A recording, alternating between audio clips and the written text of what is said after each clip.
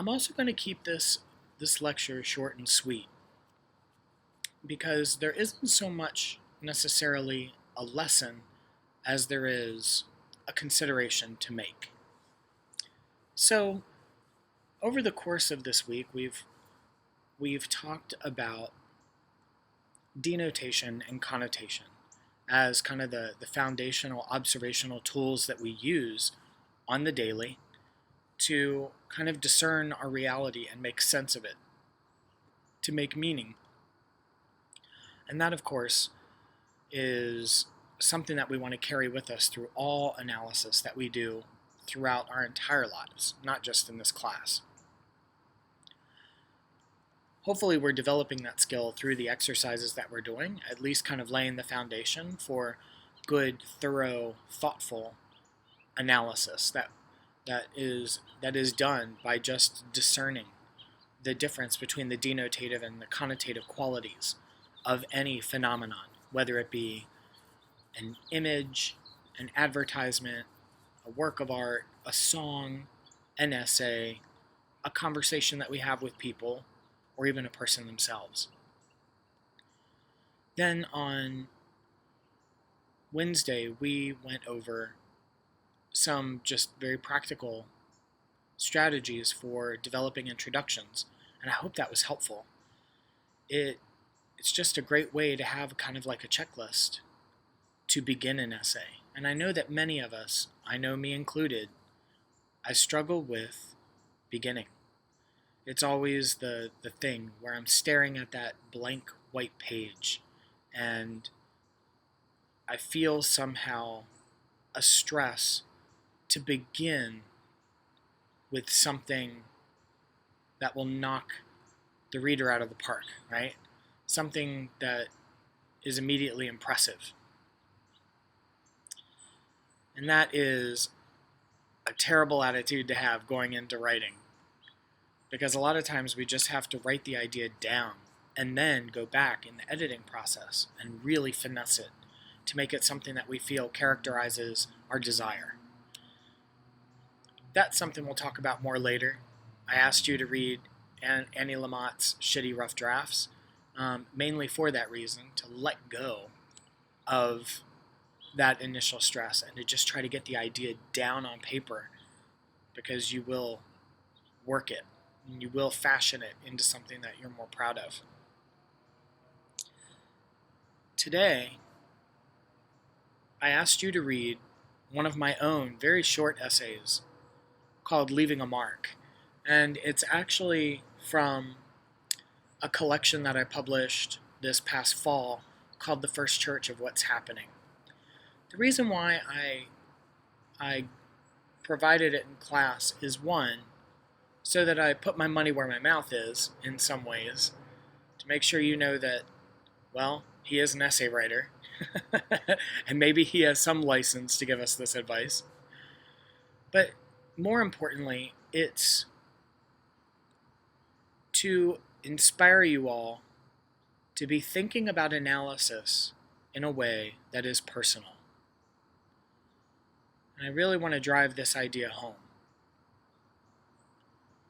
A lot of times we read scholarly work and it's dull, it's dry as cardboard, and there's no way that we want to ingest something like that.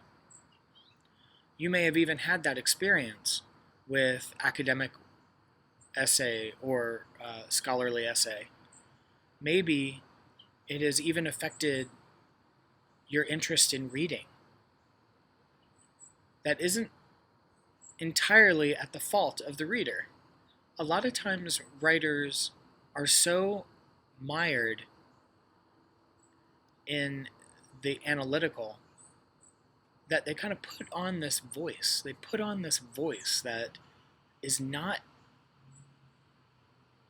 emblematic of humanity and certainly does not engage the reader. And if you're writing even the most brilliant academic analysis, if you don't activate the humanity of a reader, they're not going to be that interested in what you're saying. unless they are just that into the content. And yes, this class is all about developing your research skills and your analytical skills for scholarship, yes? But writing goes way beyond scholarship. Writing is like I said in the past, a tantamount tool, a technology for communication. We are always going to write. We are always going to argue, and we are always going to try to persuade people of our perspective. That is just negotiating reality in human life. So, we should develop a way to activate our reader, our audience, beyond scholarship. Now, activating it in scholarship would be a blessing, because maybe then people won't be so bored by the scholarship. But I also urge us all to bring in humanity for anything that we communicate. And so, for today, I've asked you to do two things. One, of course, is to read Leaving a Mark, which you'll see is very personal. But it's also working. It's actually doing persuasive work. And it is engaging in a complex idea. And so I want you to kind of find out how it does what it does. So once again, we're looking under the hood, and we're trying to identify what strategies are being employed in that essay that seem to evoke. Then, I would also like you to watch the Gabrielle Calvacaresi video that's under the module for this week. Note, both of these are online, so they are links. If they don't, when you click on their link in the module, if it doesn't immediately appear in the box, just make sure you click. At the top is the name again, just click that. Gabrielle Calvacaresi's is a video. It is actually of her, actually I think they might be them now. I don't want to misgender them, but Gabrielle is an amazing poet, and they are presenting at NYU a couple of years ago. This kind of essay on visual criticism. I'm only asking you to look at one little section, and you can see in the module that I have it as at the 26-minute 59-second mark till the 30-minute 50-second mark. And it's this little snippet of a much longer piece that she's reading, and it's about the 60s, 70s, and 80s action star Steve McQueen. I think it's brilliant. What I'm asking you to do is to listen to that, to read my very short essay called Leaving a Mark. But what is it that kind of draws you in? What are they doing? What are they mentioning? Again, this isn't something that's necessarily linked to a lesson that we've done. What we're paying attention to instead is just how the essay grabs you, so that you can begin to adopt and maybe even steal from established essayists the way that they are trying to incorporate a sense of humanity into their essays.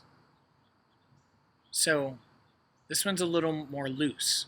I'm just asking you to identify a strategy in both, and identify specifically the part in the essay that you think is embodying that strategy.